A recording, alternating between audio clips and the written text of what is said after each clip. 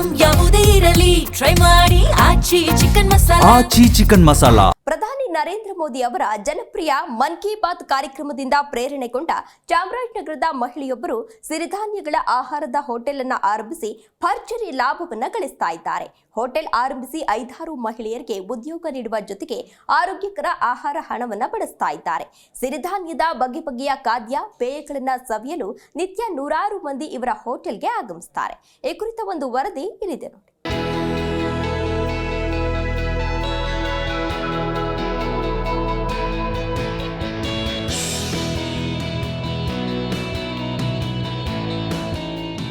ಪ್ರಧಾನಮಂತ್ರಿ ನರೇಂದ್ರ ಮೋದಿ ಅವರ ಜನಪ್ರಿಯ ಕಾರ್ಯಕ್ರಮವಾದ ಮನ್ ಕಿ ಬಾತ್ನಿಂದ ಪ್ರೇರಣೆಗೊಂಡು ಮಹಿಳೆಯೊಬ್ಬರು ಚಾಮರಾಜನಗರದಲ್ಲಿ ಸಿರಿಧಾನ್ಯದ ಹೋಟೆಲ್ ಅನ್ನು ಆರಂಭಿಸಿದ್ದಾರೆ. ಚಾಮರಾಜನಗರದ ತಾಲೂಕಿನ ಮೂಡ್ಲುಪುರು ಗ್ರಾಮದ ಶ್ವೇತಾ ಅವರು ಚಾಮರಾಜನಗರ ಜಿಲ್ಲಾ ಕೇಂದ್ರದಲ್ಲಿ ಸಿರಿಧಾನ್ಯ ಆಹಾರದ ಹೋಟೆಲ್ ಆರಂಭಿಸಿ ಗಮನ ಸೆಳೆದಿದ್ದಾರೆ.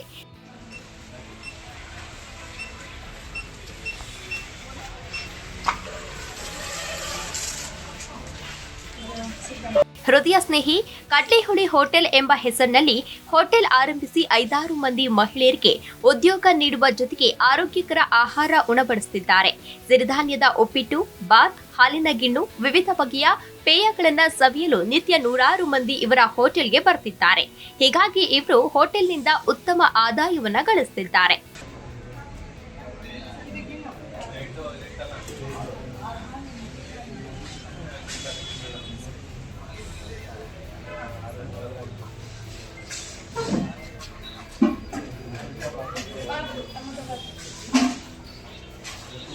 ಪ್ರಧಾನಿ ನರೇಂದ್ರ ಮೋದಿ ಅವರ ವೋಕಲ್ ಫಾರ್ ಲೋಕಲ್ ಮಹಿಳೆಯರ ಸ್ವಾವಲಂಬನೆ ಕುರಿತು ಪ್ರಸ್ತಾಪಿಸಿದ್ದ ಯಶೋಗಾಥೆಗಳನ್ನು ಕೇಳಿ ಪೂರ್ವಿಕರು ಹೆಚ್ಚಿನ ಪ್ರಮಾಣದಲ್ಲಿ ಸೇವಿಸ್ತಾ ಇದ್ದ ಸಿರಿಧಾನ್ಯದ ಆಹಾರವನ್ನ ನೀಡಬೇಕೆಂದು ಹೋಟೆಲ್ ಆರಂಭಿಸಿದ್ದಾರೆ.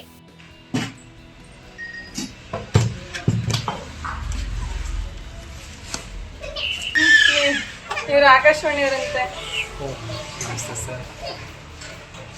ಕಳ್ಳವಳ್ಳಿ ಸ್ಪೆಷಲ್ ಟೈಮಲ್ಲಿ ಬಂದಿರೋ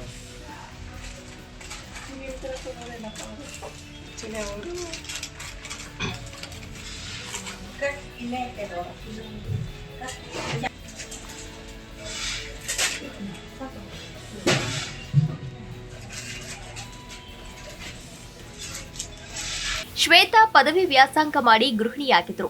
ರಾಸಾಯನಿಕ ಮುಕ್ತ, ವಿಷಮುಕ್ತ ಸಿರಿಧಾನ್ಯದ ತಿಂಡಿ ಮತ್ತು ಊಟಗಳನ್ನು ಜಿಲ್ಲೆಯ ಜನತೆಗೆ ಯಾಕೆ ನೀಡಬಾರದು ಎಂಬ ಸದುದ್ದೇಶದಿಂದ ಉದ್ಯಮವನ್ನ ಪ್ರಾರಂಭಿಸಿ ನವಣೆ, ಸಾಮೆ, ಸಜ್ಜೆ, ರಾಗಿ, ಜೋಳದ ತಿನಿಸುಗಳು, ಹಾಲಿನ ಗಿಣ್ಣು, ದೇಶಿ ಹಸುವಿನ ಮಜ್ಜಿಗೆ, ಕುಂಬಳಕಾಯಿ, ಕ್ಯಾರೆಟ್ ಸೇರಿದಂತೆ ಇನ್ನಿತರೆ ಪೇಯಗಳು, ಕಡ್ಲೆಹುಳಿ, ನುಗ್ಗೆ ಸೊಪ್ಪಿನ ರಸ, ಬೆಟ್ಟದ ನೆಲ್ಲಿಕಾಯಿ ಜ್ಯೂಸ್, ಹಾಗಲಕಾಯಿ ಜ್ಯೂಸ್ ಅನ್ನು ತಯಾರಿಸುತ್ತಾರೆ.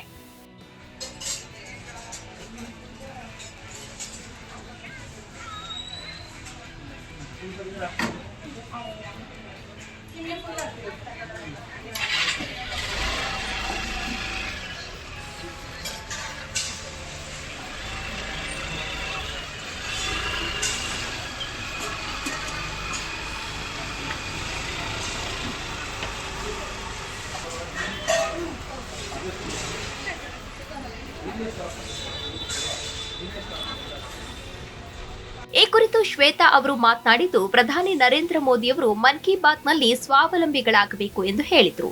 ಅವರ ಮಾತನ್ನ ಪ್ರೇರಣೆಯಾಗಿಟ್ಟುಕೊಂಡು ಈ ಹೋಟೆಲ್ ಅನ್ನ ಪ್ರಾರಂಭಿಸಿದೆ. ಈಗಿನ ಪೀಳಿಗೆಗೆ ಸಿರಿಧಾನ್ಯ ಎಂದ್ರೆ ಏನು ಅಂತ ಗೊತ್ತಿರಲ್ಲ. ಇವುಗಳು ಅವರಿಗೆ ಮರೆತು ಹೋಗಿದೆ. ಇದನ್ನೆಲ್ಲ ಹೇಳಿ ಅವರನ್ನ ಹುರಿದುಂಬಿಸಬೇಕು, ಅದರ ಬಗ್ಗೆ ತಿಳಿಸಬೇಕು ಎಂಬ ಉದ್ದೇಶದಿಂದ ಡೈಲಿ ಒಂದು ಸಿರಿಧಾನ್ಯದಿಂದ ತಿಂಡಿ, ಮಧ್ಯಾಹ್ನ ಊಟ, ಕಾಳುಗಳನ್ನ ನೀಡ್ತಿದ್ದೇವೆ. ಮನೆಯಲ್ಲಿ ಹೇಗೆ ಸಿದ್ಧಪಡಿಸುತ್ತವೆಯೋ ಅದೇ ರೀತಿ ಇಲ್ಲಿಯೂ ಪ್ರಿಪೇರ್ ಅನ್ನ ಮಾಡ್ತೇವೆ. ಟೇಸ್ಟಿಂಗ್ ಪೌಡರ್ ಹಾಗೂ ಯಾವುದೇ ಕೆಮಿಕಲ್ಗಳನ್ನ ಬಳಸೋದಿಲ್ಲ.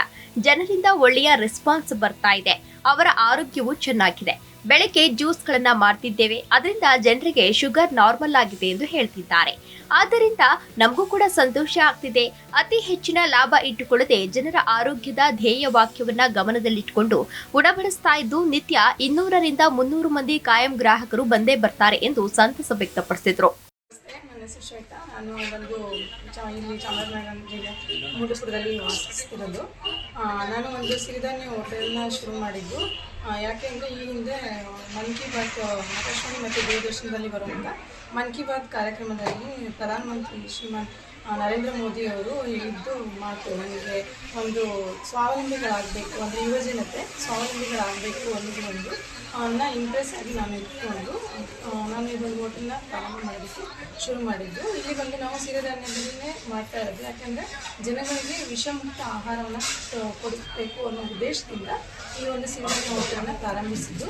ಶುರು ಮಾಡಿ 5 ತಿಂಗಳಾಗಿದೆ, ರೆಸ್ಪಾನ್ಸ್ ಬರ್ತಾ ಇದೆ. ನಾನು ಅಂದರೆ ಈಗಿನ ಪೀಳಿಗೆಗೆ ನಮಗೆ ಸಿರಿಧಾನ್ಯ ಅನ್ನೋದೇ ಗೊತ್ತಿರಲಿಲ್ಲ. ಈಗಿನ ಮಕ್ಕಳುಗಳಿಗೂ ಅಷ್ಟೇ ಹಿಂದಿನ ಕಾಲದಲ್ಲಿ ಬೆಳೀತಾ ಇದ್ದಂಥ ಬೆಳೆಗಳು ಇದೆಲ್ಲ ಮರೆತು ಹೋಗಿದೆ. ಇದನ್ನೆಲ್ಲ ನಾವು ಅವರಿಗೆ ಗುರುತಿಂಬಿಸ್ಬೇಕು, ಅದ್ರ ಬಗ್ಗೆ ನಾವು ತಿಳಿಸ್ಬೇಕು ಅನ್ನೋ ಉದ್ದೇಶದಿಂದ ಈಗ ಸಿರಿಧಾನ್ಯಗಳಿಂದ ಡೈಲಿ ಒಂದೊಂದು ಸಿರಿಧಾನ್ಯದಿಂದ ಒಂದೊಂದು ತಿಂಡಿ ಮತ್ತು ಮಧ್ಯಾಹ್ನ ಊಟ ಮತ್ತು ಕೆಲವೊಂದು ಪ್ರೋಟೀನ್ ಬೇಕು ಅಡುಗೆ ಅಂತ ಕಾಳುಗಳು ಮತ್ತು ತಿಂಡಿಗಳು ಸಿಹಿಗಳು ಈ ಥರ ಎಲ್ಲ ಮಾಡ್ತಾ ಬಂದು ಈ ಹೋಟೆಲ್ನ ಶುರು ಮಾಡಿದ್ವಿ. ಇದು ನಾವು ಮಹಿಳೆಯರೇ ಶುರು ಮಾಡ್ತಾ ಮತ್ತು ಇಲ್ಲಿ ಒಂದು 5 ಜನ ಮಹಿಳೆಯರು ಕೆಲಸ ಮಾಡ್ತಾರೆ ನನ್ನ ಜೊತೆಯಲ್ಲಿ. ತುಂಬ ಚೆನ್ನಾಗಿ ಅವರೇ ನಾವು ಮನೆಯಲ್ಲಿ ಏನು ಪ್ರಿಪೇರ್ ಮಾಡ್ತೀವಿ ಅದೇ ಥರ ಇಲ್ಲಿ ಪ್ರಿಪೇರ್ ಮಾಡೋದು. ಯಾವುದೇ ಥರ ನಾವು ಟೇಸ್ಟಿಂಗ್ ಪೌಡರ್ ಆಗ್ಬೋದು ಅಥವಾ ಕೆಮಿಕಲ್ ಆಗ್ಬೋದು ಯಾವುದು ಯೂಸ್ ಮಾಡಲ್ಲ. ಮನೇಲಿ ಏನು ಯೂಸ್ ಮಾಡ್ತೀವಿ ಅದೇ ಥರ ಸಾಂಬಾರು ಆಗ್ಬೋದು ಅಡುಗೆ ಆಗ್ಬೋದು ಮಾಡ್ತಾ ಇದೊಂದು ಹೋಟೆಲ್ನ ಪ್ರಾರಂಭಿಸ್ತಾ ತುಂಬ ಚೆನ್ನಾಗಿ ಬರ್ತಾ ಇದೆ. ರೆಸ್ಪಾನ್ಸ್ ಕೂಡ ಜನಗಳಿಂದ ಆರೋಗ್ಯ ಚೆನ್ನಾಗಿ ಆಗ್ತಾ ಇದೆ, ಹೇಳ್ತಿದ್ದಾರೆ. ಒಟ್ನಲ್ಲಿ ಆರೋಗ್ಯಪೂರ್ಣ ಸಿರಿಧಾನ್ಯಗಳನ್ನ ಬಳಸಿ ಅತ್ಯಂತ ಪೌಷ್ಟಿಕ ಆಹಾರವನ್ನ ಸಾರ್ವಜನಿಕರಿಗೆ ಉಣಬಡಿಸುತ್ತಿರುವ ಶ್ವೇತಾ ಅವರ ಸಾಮಾಜಿಕ ಕಳಕಳಿಗೆ ಮೆಚ್ಚುಗೆ ವ್ಯಕ್ತಪಡಿಸಲೇಬೇಕು. Desk bureau, Zee Kannada news, Bengaluru.